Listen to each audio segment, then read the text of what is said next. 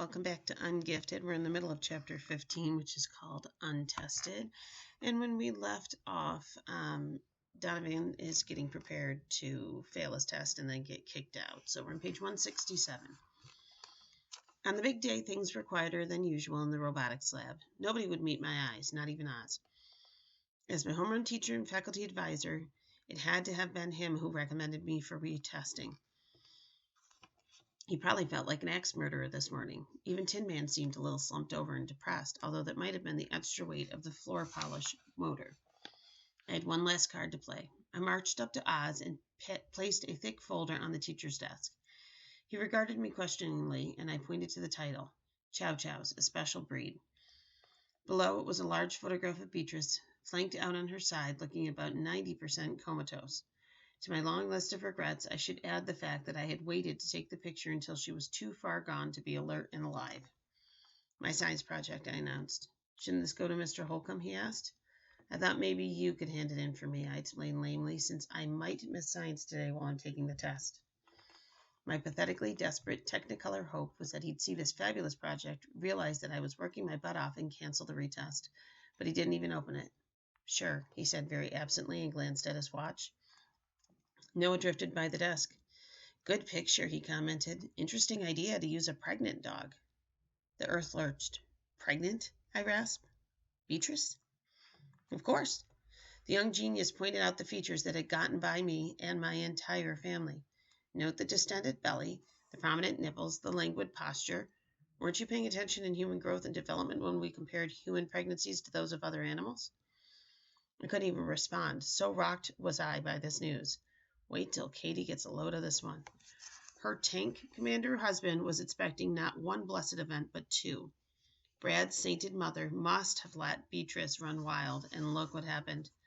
Later, when the dog started acting funny, Fanny had dumped her on us so she wouldn't have to take the blame.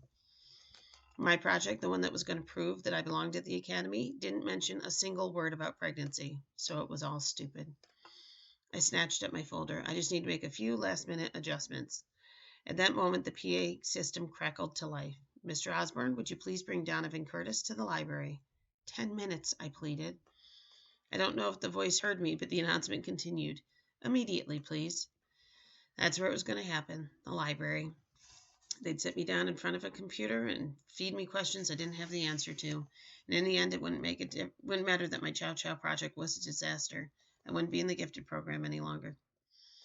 I squared my shoulder to my classmates. Later, guys. But what I meant was goodbye. They looked devastated. Even Abigail seemed a lot less happy than I expected her to be. Either that or she was holding off on the celebration until I was officially out.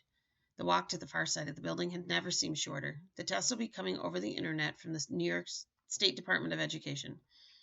Oz explained as I took my seat. Don't be nervous. It's not meant to trick you. It's meant to let you show what you know. That was not at all comforting. The State Department of Education made me cool my heels. I sat in stiff-necked misery, sweating. The bell rang. Homeroom was over. I heard the sounds of moving feet in the hall. Life was going on for everybody but me. Oz gripped my shoulders. We're all rooting for you, Donovan. Thanks, I said, in somebody else's voice as he abandoned me to my fate. The first question appeared on the screen. I read it over. Once, twice, 3 times. No idea. None. 0. Zilch. Nada. Of course I'd known this was coming, but somehow you always hold out hope. Nobody was perfect, but maybe they'd give me the wrong test, like for 2nd grade remedial. It was possible. But no, this was the real thing, and I looked into those words and numbers and symbols that meant absolutely nothing to me. I could almost see Dr. Schultz waiting at the front door of Hardcastle Middle School. It wouldn't take long for him to find me there. I felt the icy water that had surrounded James Donovan in 1912, and the suction of the sinking Titanic pulled him under. James had resisted, but I didn't have the strength. I was going down. There was one final chance. The test was multiple choice. I had a 1 in 5 shot at being right. It wasn't much, but at least it was something. I took hold of a mouse to make my first fatal selection, and that's when something strange happened. As I moved the pointer towards box B, the small arrow changed direction and traveled on its own to check box C. I stared, thunderstruck. Was there a problem with the computer? Just my luck. On top of all things that were stacked up against me, I was taking the test at a broken workspace. Although, come to think of it, I was just as capable of getting the wrong answers on my own without the help of a malfunction. I considered changing C to B, but C was just as likely to be correct, so I left it and clicked Next. Question 2 seemed to have something to do with chemistry, but again, way out of my league. This time I settled on A because, well, there did have to be a reason. I clicked it, and then it happened again. I lost control of the pointer. It deselected my choice and immediately checked box E. Then, without any action from me, it hit next, and question 3 appeared. Maybe I wasn't gifted, but I had the brains to know that this was not an electronic glitch. There could only be one possible explanation for it. My computer had been hacked. Somebody was taking the test for me. My first reaction was an emotional one. Another human being cared enough to keep me at the academy. Most of my classmates were so wrapped up in their own skills and talents they barely noticed anybody existed, yet somebody had noticed me, and that person was going at great lengths and risking big trouble to bail me out.